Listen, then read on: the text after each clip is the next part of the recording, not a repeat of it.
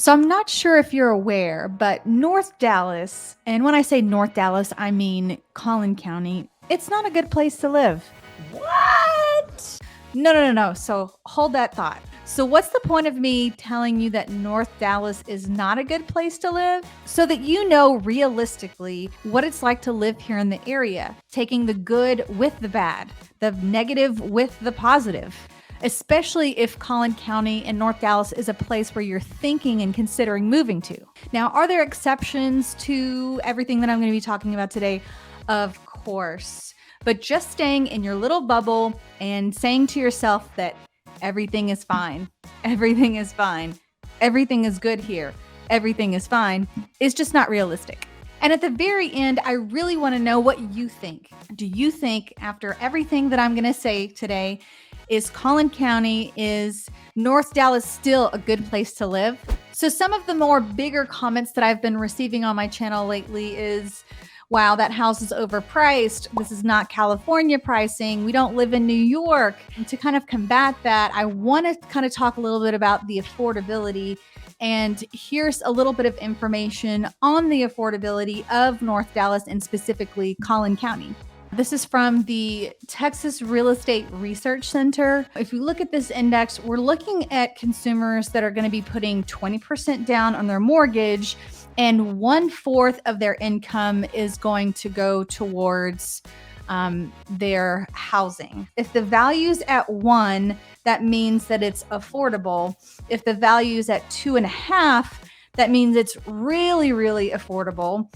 And if the value's closer to 0, that's where the unaffordability of the area comes into play for those people that are putting 20% down and 1/4 of their income is going towards their home. And if we look at all these counties, these are all in Texas. We have Amarillo County, Lubbock County, San Angelo County, Tyler, Victoria. This is just Texas in general. Galveston County, El Paso. So it looks like a mixture of cities and counties. Bryan College Station, Austin Round Rock. You've got Travis County, which is also in the Austin area. Denton County, which is in North Dallas. Plano, Dallas, and Irving, which is over here. And you can see that in Dallas, Plano, and Irving, for those people that are putting 20% down and 1/4 of their income is going towards mortgage, it's saying that those areas are a little, they're pretty affordable. If we look at the very bottom, the least affordable county and area in Texas is Collin County.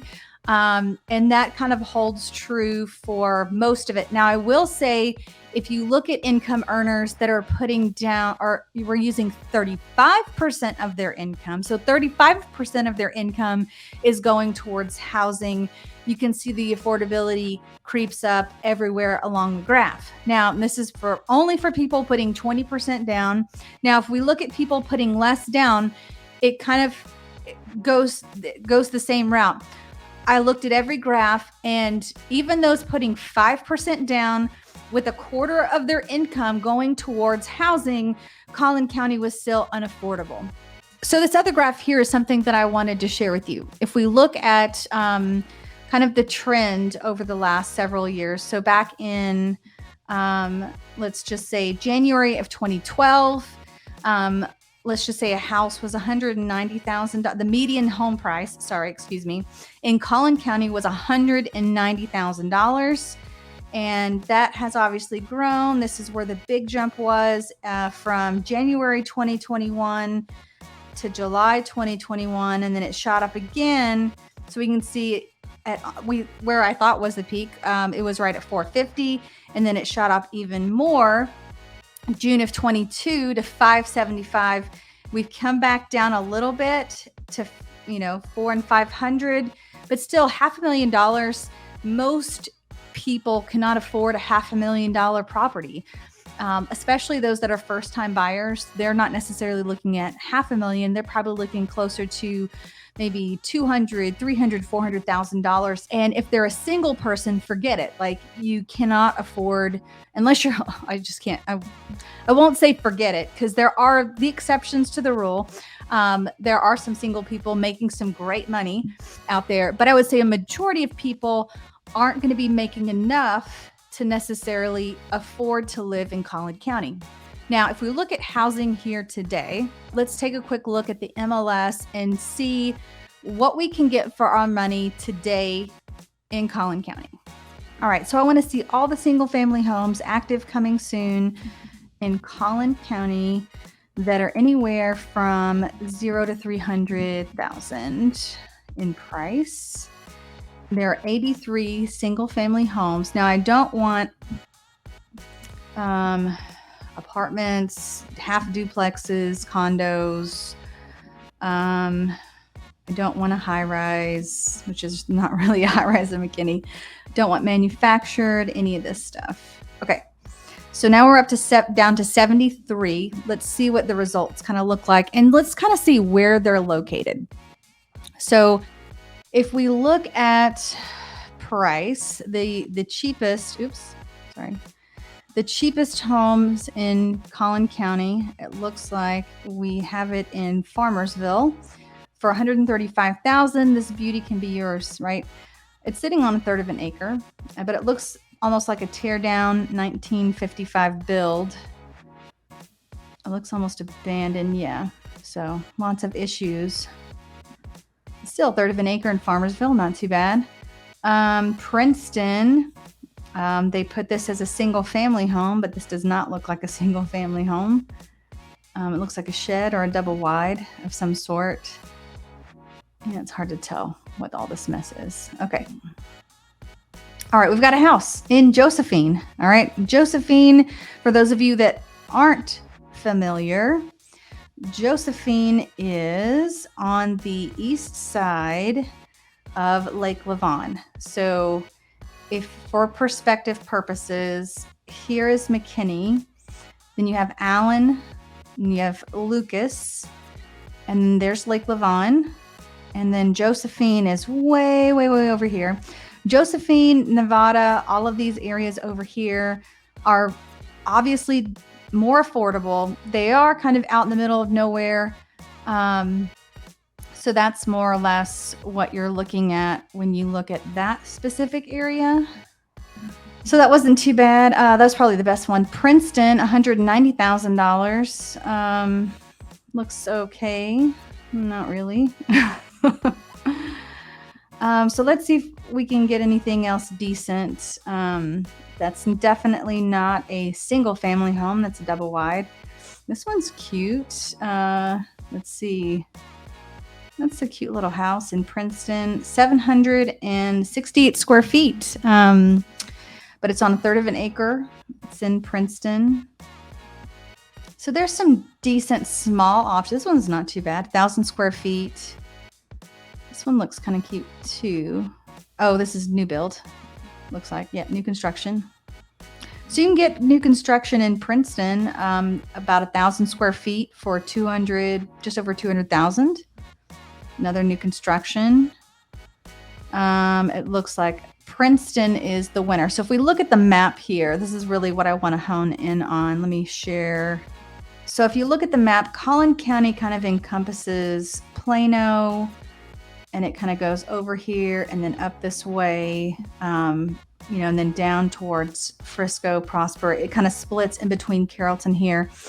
So most of the affordability is going to be mainly on the east side of Lake Lavon, which we kind of talked about. You're also going to find a lot of affordability up in Princeton, a little bit in McKinney on that northeast side, and maybe a couple homes in Anna, Melissa maybe, looks like Blue Ridge. There's a lot of affordability in Farmersville as well. Even some of this area south of Lowry's Crossing, on that little inlet by Lake Lavon, you're going to find quite a bit of affordability. A little bit of Wiley. This is, I believe, close to where the downtown area is for Wiley. There's Brown Street and Ballard. Yeah, this is kind of, Ballard is more or less where the downtown is. So it is very difficult to find something that's a little bit more affordable on the affordable side, and without going really far out of town or pretty much buying something that's a teardown. is kind of what you're looking at for that price point in most cases. I would say the starting price point for most of the homes in McKinney, in Frisco, and Plano, and some of the more popular areas of Collin County, you're going to notice that the starting point is going to be right around high threes to low $400,000 in those specific areas.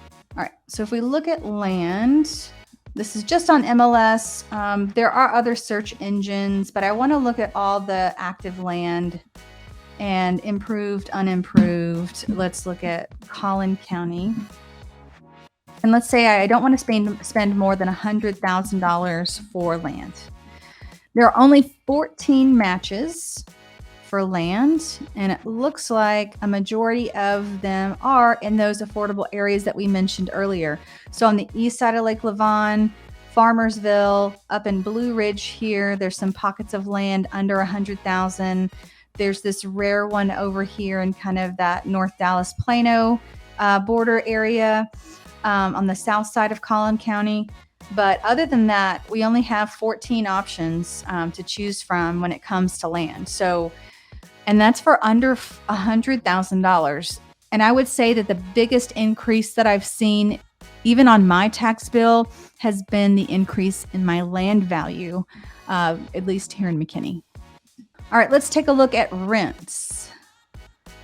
So residential lease. Let's stay in Collin County. Where are we going to be looking? Let's say we want to stay under $2,000 a month in Collin County.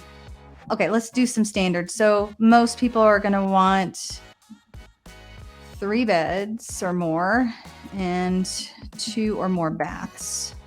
All right, 64 results and options, and it looks like the lowest home for rent is $1,725, and that's in Josephine, which again is out in the middle of nowhere. If you want to be there, it looks pretty decent. We've got one for rent in Princeton. We've got another one in Anna. We've got another one in Princeton, Farmersville, Anna, Princeton, Josephine. So we're looking at rents probably starting at $1,700 and going up for most 3 beds, 2 baths. You can find more affordable places to rent if you do not need 3 beds and 2 baths. So that's something to take into consideration. This one's in Plano. I want to see this one actually. It's just an old house in Plano. Kind of decent. And it's $1,895 for rent. Also, the best time to rent a house is actually in the fall because there's not as much competition, just like with regular, purchases too. All right, so that's rent. Is kind of what we're looking at. So what do you think? Do you think $1,700 a month is expensive for renting a house in Collin County? And would you pay more if it was in a more desirable area like Frisco or McKinney? What do you think? Let me know in the comments below. So a trend that I've noticed in North Dallas, specifically Collin County, is that affordable housing tends to be further away from everything.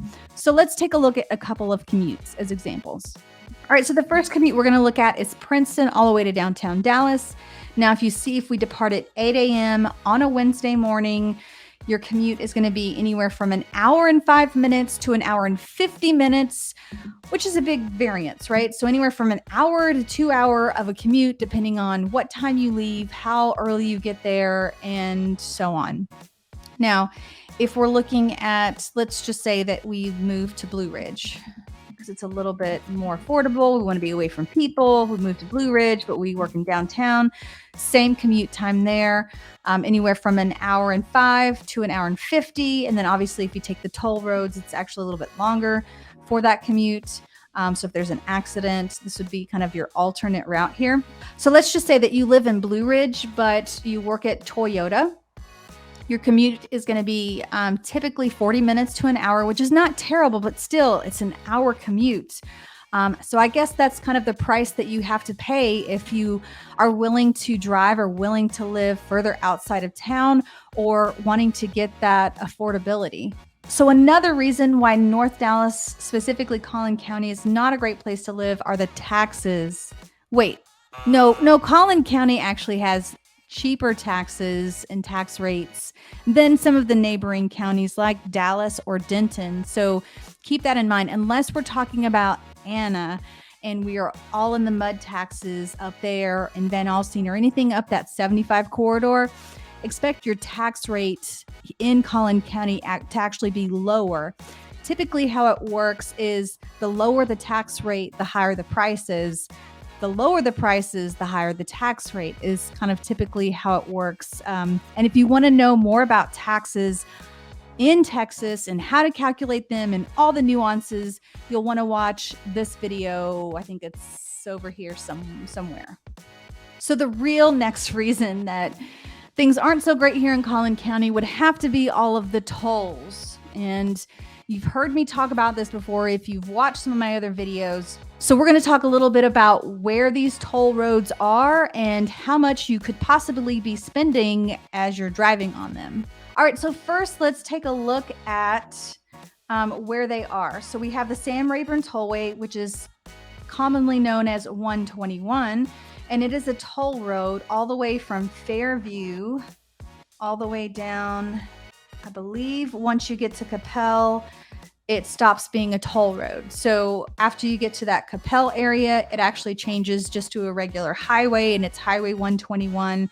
But expect to pay tolls all the way through the Colony, Hebron, Frisco, Plano, all the way up to Fairview. That's more or less where this toll road runs. It does run conveniently east to west, and it's one of the few, I guess, less trafficy in certain instances, not all instances. In certain instances, it can be less trafficy ways to take, and it's very convenient, especially if you are traveling to the airport or you have to get to the other side of town like Arlington or Fort Worth.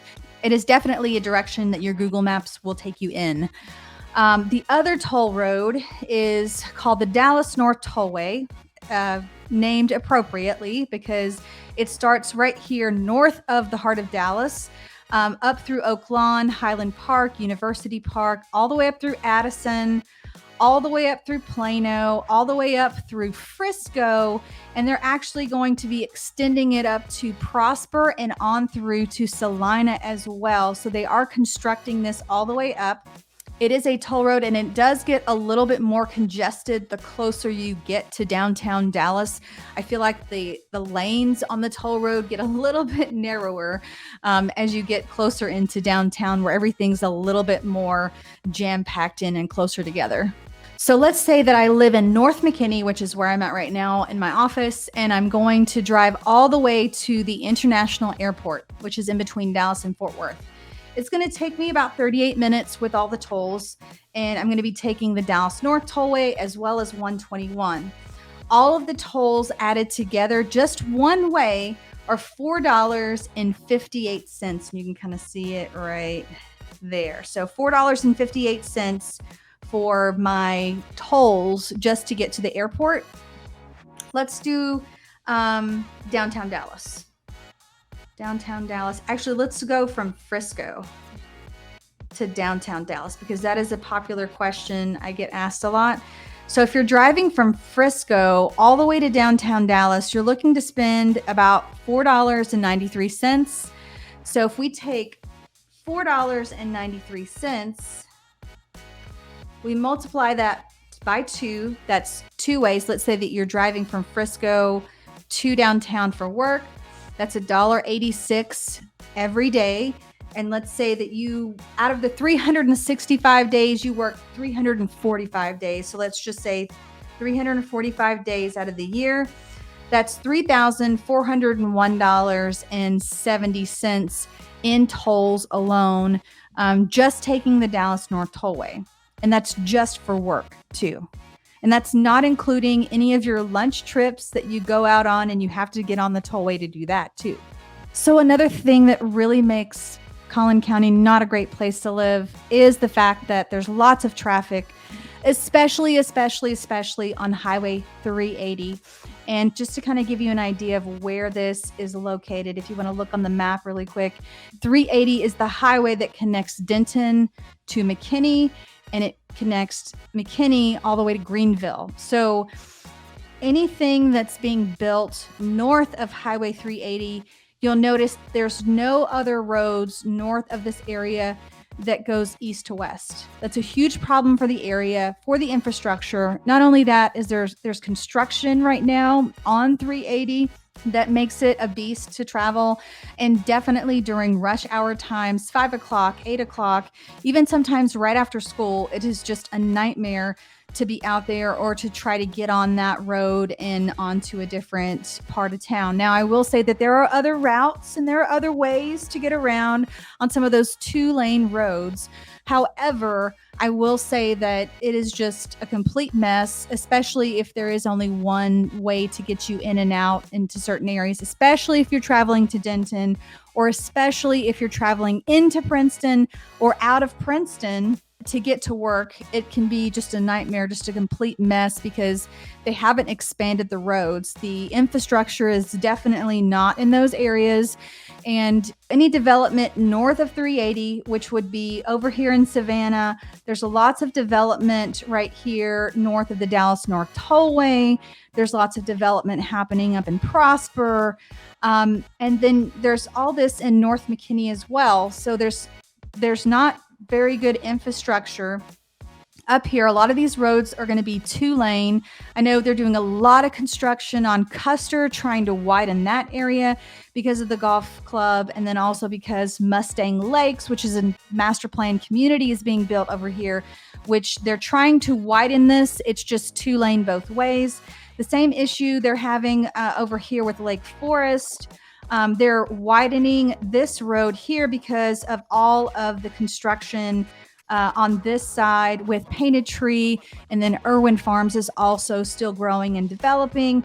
And eventually, Irwin Farms and all of this area is going to connect to Roland. So this is where the preserve at Honey Creek is, and also we have Trinity Falls being built over here on the east side of that area. So all of this area is growing and there's not a whole lot of infrastructure. They're trying to develop the outer loop.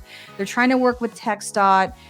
They're trying to even put in a bypass for 380, but there's just a lot of construction on this area. So not only does the construction make this area a little bit more miserable to live in, but it's also the traffic too.